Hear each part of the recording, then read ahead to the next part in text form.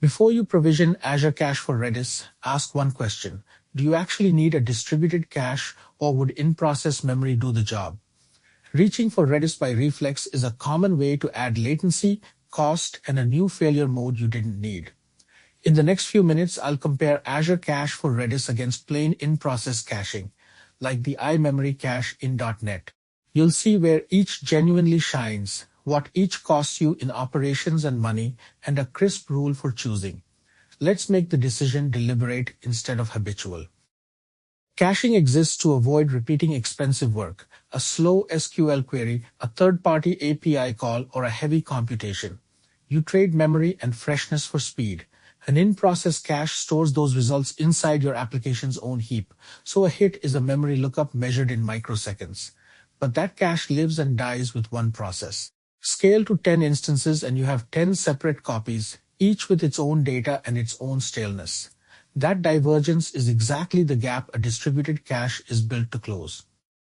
Here's the core trade-off.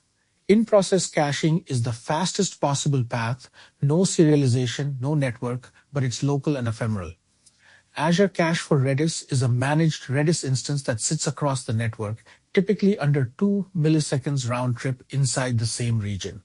It's shared by every app instance, survives restarts and deployments, and gives you real data structures, strings, hashes, sorted sets, pub or sub, and atomic operations. The cost is a network hop, serialization overhead, and a service you now have to size, secure, and pay for.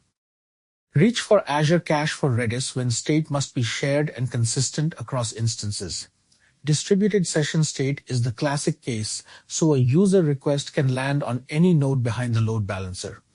It's strong for rate limiting with atomic counters, distributed locks, leaderboards using sorted sets, and lightweight pub or sub messaging.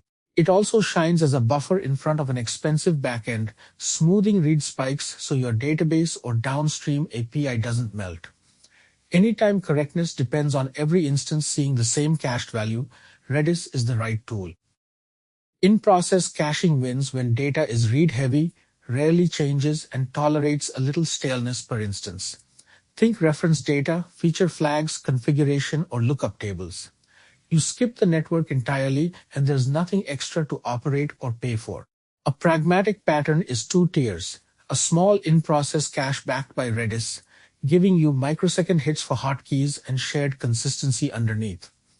Just be honest about invalidation, because the hardest bug in local caching is one stale instance serving wrong data while the others are correct. If you do choose Redis, sizing matters. Azure offers basic for dev only with no SLA, standard with a replicated 2-node setup and an availability guarantee, and premium or the newer enterprise tiers for clustering, persistence, larger memory, and zone redundancy. Pick by memory footprint, network throughput, and the redundancy you actually need, not the biggest number.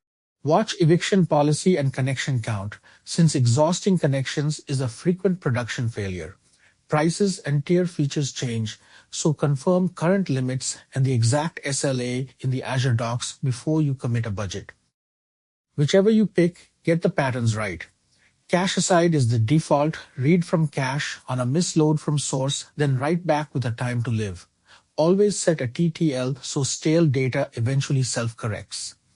For writes, decide between explicit invalidation and short expirations, and prefer the simplest option that meets your freshness requirement. Protect against the thundering herd, where a popular key expires and 1,000 requests hit the back end at once by using locks or staggered expiry. And never cache something whose staleness would cause a correctness or security bug. Here's the takeaway. Default to in-process caching for read-heavy, slowly changing data that tolerates per instance staleness because it's free and the fastest path.